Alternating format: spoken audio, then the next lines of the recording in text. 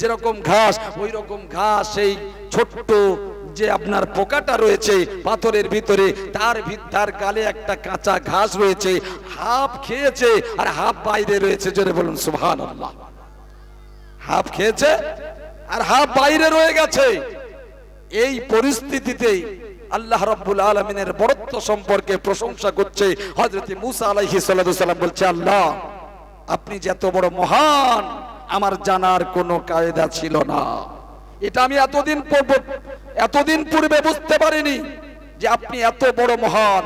জমিনের তলায় নদী, নদীর তলায় পাথর, পাথরের তলায় পোকা, সেই পোকার গালে আপনার অযাচিত নিয়ামত আপনি দিয়ে রেখেছেন। জোরে বলুন সুবহানাল্লাহ। আল্লাহ রাব্বুল আলামিন সঙ্গে সঙ্গে আবার ওই কথাটা বললেন, হে মুসা আমি তোমার প্রতি সন্তুষ্ট হয়েছি, তাহলে আজকের তুমি বলো তোমার লাইফের জন্য তুমি যা চাইবে আমি আল্লাহ আজকের সেটাই তোমার পুরস্কার দেব। জোরে বলুন সুবহানাল্লাহ। তুমি যেটা চাইবে আমি আল্লাহ সেটাই পুরস্কার দেব। সঙ্গে সঙ্গে বলল আল্লাহ, মুসা আলাইহিস সালাম তো খুব চালাক ছিল কি ছিল না গো? চালাক।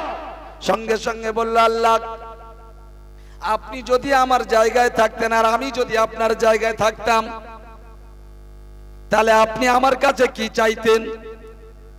আমি যদি আপনার জায়গায় থাকতাম আর আপনি যদি আমার জায়গায় থাকতেন, তাহলে আপনি আমার কাছে কি চাইতেন?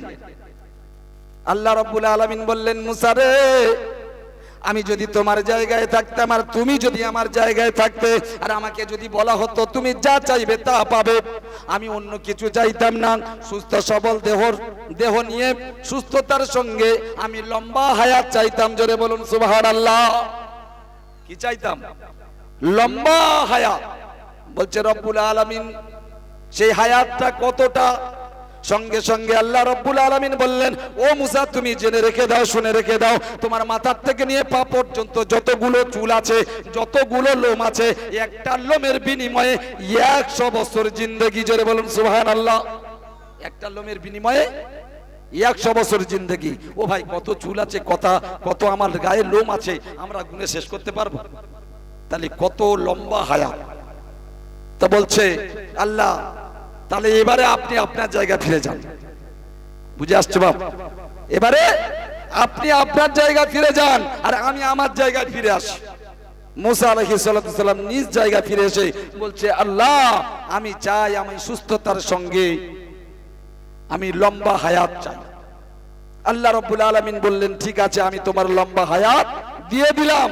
দিয়ে দেওয়ার পরে এইবারে দেখা গেল আল্লাহ রাব্বুল আলামিনকে বলছেন মুসা আলাইহিস সালাম, এ আল্লাহ এতদিন হায়াত পাবো, কিন্তু তারপরে আল্লাহ রাব্বুল আলামিন বললেন, কুল্লু নাফসিন যায়িকাতুল মাউত, এতদিন হায়াত পরেও তোমাকে মরতে হবে। জোরে বলুন সুবহানাল্লাহ। এতদিন হায়াত পাওয়ার পরেও তোমাকে মরতে হবে, বাঁচার কোনো উপায় নাই। সঙ্গে সঙ্গে মুসা আলাইহিস সালাম বলেছিলেন, আল্লাহ আমি এই ফেরাউনের দুনিয়ায় আর থাকতে চাই না। এই মুহূর্তে আজরাইল আলাইহিস সালামকে ডেকে দেন, আমি এই মুহূর্তে রেডি আছি, প্রস্তুত আছি, তৈরি আছি, এই মুহূর্তে আপনার ডাকে সাড়া দিয়ে চলে যাব। একবার জোরে বলুন সুবহানাল্লাহ।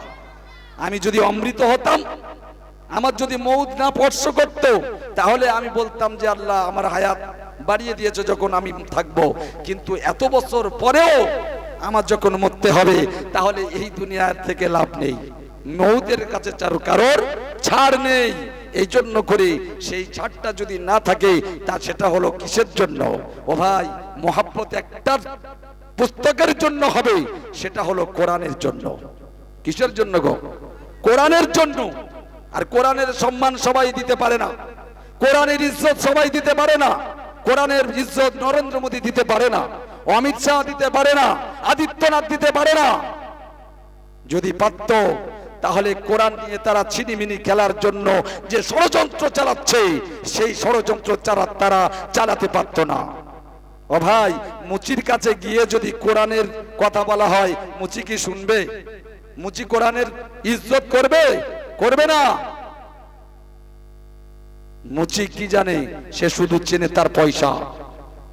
ইমামে আবু হানিফা রহমাতুল্লাহ আলাইহি, উনি ইমাম ছিলেন, আর ওনার ছাত্র একজন ইমাম, ইমামে আবু ইউসুফ রহমাতুল্লাহ আলাইহি। এই ইউসুফ রহমাতুল্লাহ আলাইহি মাদ্রাসায় পড়তে যাচ্ছেন বাচ্চা অবস্থায়, গরিব মানুষ বাচ্চা অবস্থায় পড়তে যাচ্ছেন।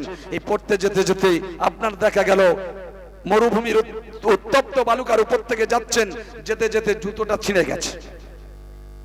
জুতোটা যখন ছিঁড়ে গেছে, গরম উত্তপ্ত বালুকার উপর থেকে হেঁটে যেতে পারছেন না, উনি দাঁড়িয়ে রয়েছেন চুপচাপ। একজন মুরব্বী গোছের মানুষ, নামাজ রোজা করেন, সে চাচা আস্তে আস্তে করে হেঁটে যাচ্ছেন। যেতে যেতে বলছে, বাবা তুমি এখানে দাঁড়িয়ে আছো কেন? বলছে, চাচাজি আমার জুতোটা ছিঁড়ে গেছে, আমি যেতে পারছি না, ওই জন্য দাঁড়িয়ে আছি। বলছে, কোনো ক্রমে একটু কষ্ট করে সামনের দিকে যাও, গিয়ে দেখবে একটা মুচি আছে, মুচির কাছ থেকে জুতোটা সেলাই করে নাও। জুতোটা সেলাই করার জন্য আস্তে আস্তে করে গুটি গুটি পায়ে গিয়েছেন। যাওয়ার পরে গিয়ে বলছে, চাচাজি আমার জুতোটা একটু সেলাই করে দাও।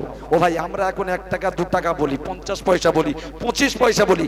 আগে 50 পয়সা 25 পয়সা ছিল না, ছিল আগে ছিল কি 4 আনা 8 আনা, হতো কিছু না, এই বাক্যটা ছিল।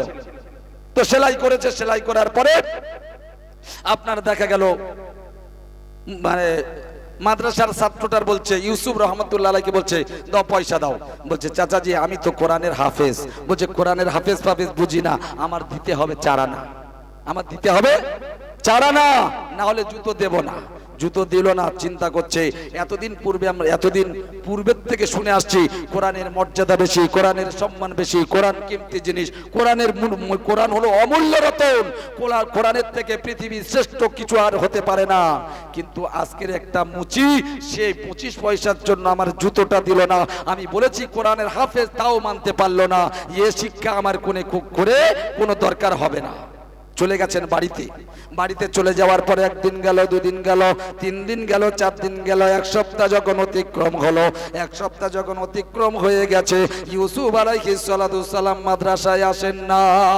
কিন্তু যে মেধাবী ছাত্র হবে, বেনি ছাত্র হবে, ভালো ছাত্র হবে, ভালো স্টুডেন্ট হবে, মাস্টার বলি আর মাওলানা বলি ঘরে বসে থাকতে পারে না, পারে বাপ? হযরত ইমামে আবু হানিফা রাহমাতুল্লাহ আলাইহি বাড়িতে চলে গেছেন। যাওয়ার পরে গার্জেন পক্ষকে ধরেছেন, ধরে বলছে, ও ইউসুফের আব্বা, তুমি বলো তোমাদের ইউসুফ কোথায়? বলছে, এখানে ছিল, কোথায় গেছে জানি না।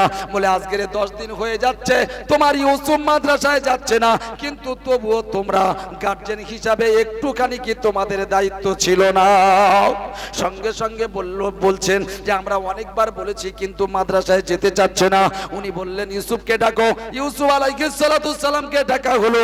ইউসুফ আলাইহিস সালাতু সালামকে জিজ্ঞাসা করছেন, বাবা তুমি কিসের জন্য মাদ্রাসায় যাচ্ছ না? সঙ্গে সঙ্গে বলল, হুজুর কোরআনের কোনো দাম নাই, কোরআনের কোনো মর্যাদা নাই, কোরআনের কোনো মূল্য নাই, এজন্য করে আমি ইউসুফ আর মাদ্রাসায় পড়তে যাব না। হযরতে ইমামে আবু হানিফা রাহমাতুল্লাহ আলাইহি বললেন, এ তো বাচ্চা ছেলে, কিন্তু তোমরা যারা গার্জিয়ান পক্ষ রয়েছে তোমাদের কর্তব্য ছিল ইউসুফকে নিয়ে মাদ্রাসায় দিয়ে আসা, কিন্তু তোমরা তা কেন করলে না? আগামী কাল কি করবে তা আমার জানার কোনো দরকার নাই। আগামী কাল যখন হবে ইউসুফকে নিয়ে আমার মাদ্রাসায় দিয়ে আসবেন। একবার জোরে বলুন সুবহানাল্লাহ। গার্জিয়ান পক্ষ বলল, হুজুর যাব। সঙ্গে সঙ্গে তার পরের দিনে চলে গেছেন, ইউসুফ আলাইহিস সালাতু সালামকে নিয়ে চলে গেছেন। যাওয়ার পরে মাদ্রাসায় রেখে আবার চলে এসেছেন গার্জিয়ান পক্ষ। হযরতে ইমামে আবু হানিফা রাহমাতুল্লাহ আলাইহি ঝরঝর করে কাঁদছেন আর বলছেন, কি করা যায়? একটা নয়, দুটো নয়, 1 ডজন বাড়ি নিয়েছেন।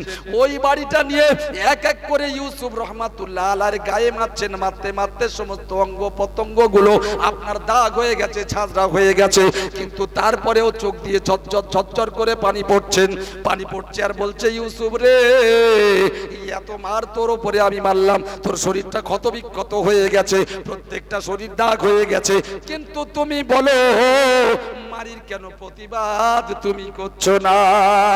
কেন আমি এত মারছি, একবারও তুমি প্রতিবাদ করছো না কেন? ইউসুফ রাহমাতুল্লাহ আলাইহি সেদিন বলেছিলেন, হুজুর আমি প্রতিবাদ করব না, প্রতিবাদ করব না হুজুর, এই জন্য করে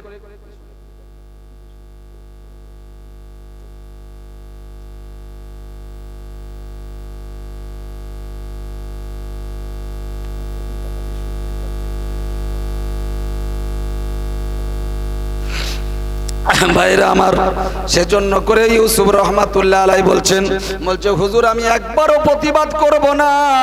তার কারণ হলো আমি এতটুকু জানি শিক্ষকরা যেখানে মারে, যে অঙ্গতে মারে, ওই অঙ্গটা জাহান্নামের আগুনে স্পর্শ করতে পারবে না।